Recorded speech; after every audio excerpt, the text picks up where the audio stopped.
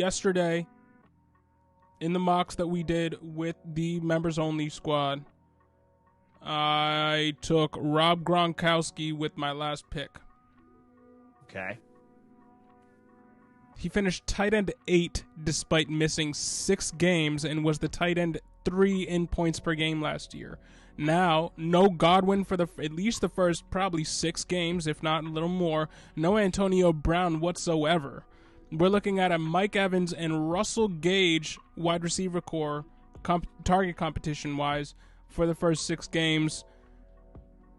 I mean, people are looking at 2021 Andrews like, oh man, I'm gonna go back to that well and probably draft him maybe a little bit too high. I mean, you can literally wait if you don't want to draft Mark Andrews in round 2 or 3. You can literally wait another 14 rounds and get last year's tight end 3. What's his ADP in Underdog? Too low. Because I know a lot of this has to do with he's not signed to the team yet. There's no guarantee. He's playing, man. Tom Brady would not come back from retirement to play with Mike Evans and Russell Gage and a bunch of rookies.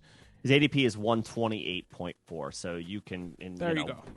128 in a 12-team draft, you can comfortably have him in the 11th round. There you go. All right, so he might not be 12 rounds after where you would draft Mark Andrews, but the point stands.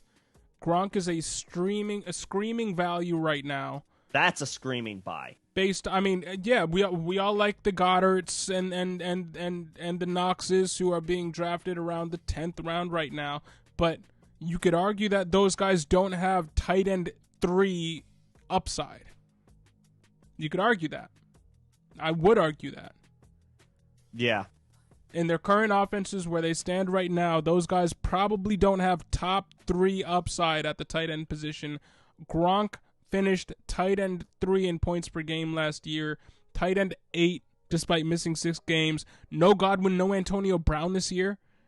Once Gronk gets drafted or gets signed by the comes back from retirement, his ADP is going to go up. His ADP is still going to be too low even when it goes 25, up. 30 spots, His probably. ADP is still going to be too low once it goes up.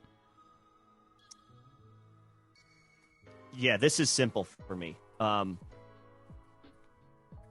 Who'd they draft? Cade Otton? Cade Otton, and they brought in another guy in like the 6th or 7th round. All right, I don't mean any disrespect to Cade Otton, but the Bucks did not address tight end in free agency or in the offseason in general. They let go of O.J. Howard. Yeah, they let O.J. Howard walk. And they didn't draft a tight end until the 5th round, who is at best a developmental prospect. This is a team with Super Bowl aspirations because Tom Brady's the quarterback. They would have brought somebody in if Gronk was actually not coming back to play. He's just going through the motions of the offseason. He doesn't want to play. He doesn't want to report to training camp because, let's be real, Gronk doesn't need training camp. He probably just needs like 10 days to get his body ready for the NFL. Yeah, he himself said 2 weeks because he's still working out 4 to 5 days a week. Yeah, so he's coming back. He's going to play. And it's the most obvious unknown, if you want to call it that, as far as guys who are still available on the free agent market. Gronk will re-sign with the Bucks for another year. He will play with Tom Brady, and yes, he will have top 5 points per game upside at the position. So yeah, I'm almost at the point where it's like, yo, punt tight end completely. Punt and aim unless for Gronk and Tunyon, literally. If Kelsey falls in the 2nd, if Mark Andrews falls late 2nd, okay, fine. Other than that, pass on everybody else. Just take Gronk in the 11th round, even if you don't end up with Brady as your quarterback. Makes too much sense. Yeah, I agree. I don't have much else to add. Yeah, I mean, that one's just kind of a slam dunk no-brainer. I just saw that yesterday in mocks, albeit it was I believe this was when we were doing a 10-team. He could have been had with the last pick in a 10 team and a 12 team. Maybe he gets picked up.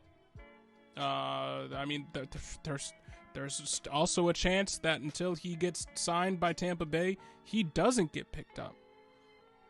I heard somebody, I was listening to another fantasy pod the other day, and somebody was saying they picked him up with their last pick because they had punted tight end. So in best balls in underdog, you can get him with your last pick because this person was talking about drafting him in an underdog league.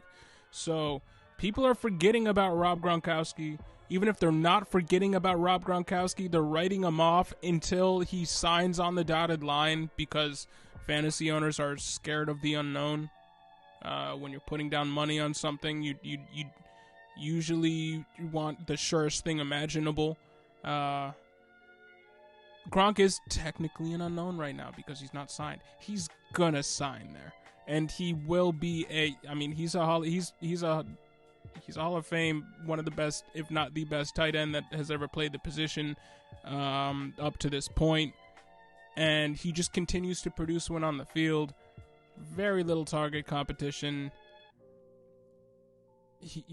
And your K-Dot and point stands. Did we mention, we talk about the tight end position a lot because of my RAS breakdowns and all that. Did I mention K-Dot once to you? I didn't know his name, dude. I didn't know his name. Now, he might have come up once.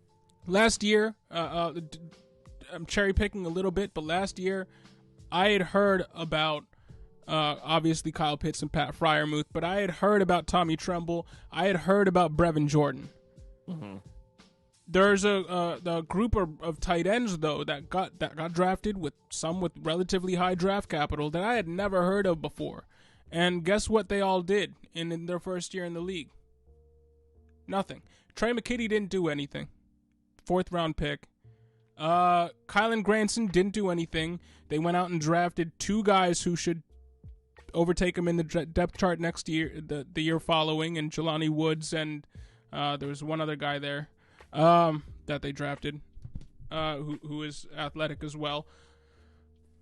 Point being, I've keep my ear to the streets with respect to these incoming tight end rookies. Tight end prospects. And I'd never heard of Cade Otton before.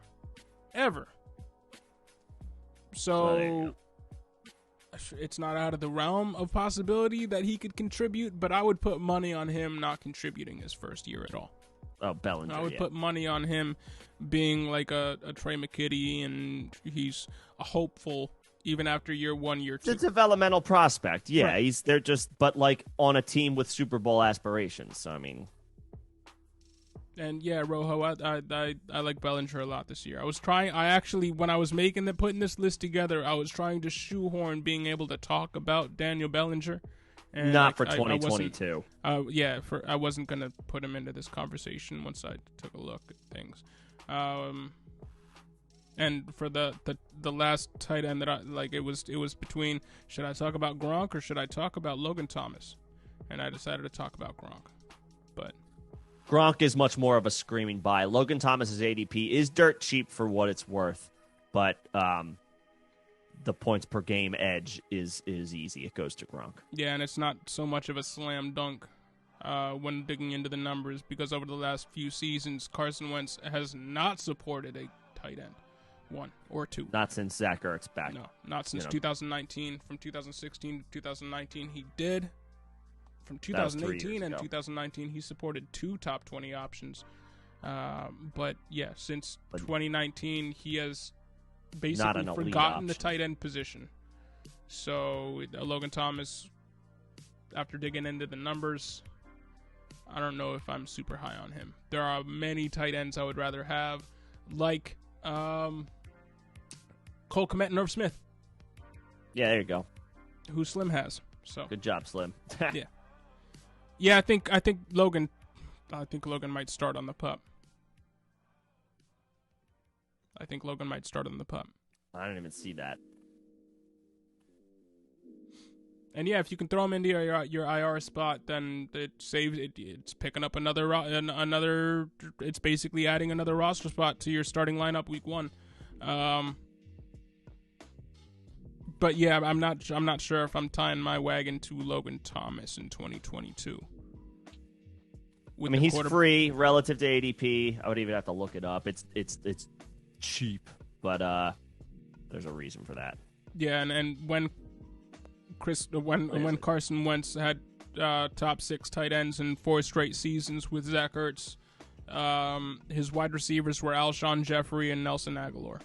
And I think that Terry McLaurin, Jahan Dotson, and Curtis Samuel are a better wide receiver core than what he was working with in Philly. So he will probably not have to rely on tight end as much, even though Ron Rivera loves tight end and scheming for tight end like he did with Greg Olsen. I don't know if Logan Thomas will ever repeat being a top 4, top 5 option.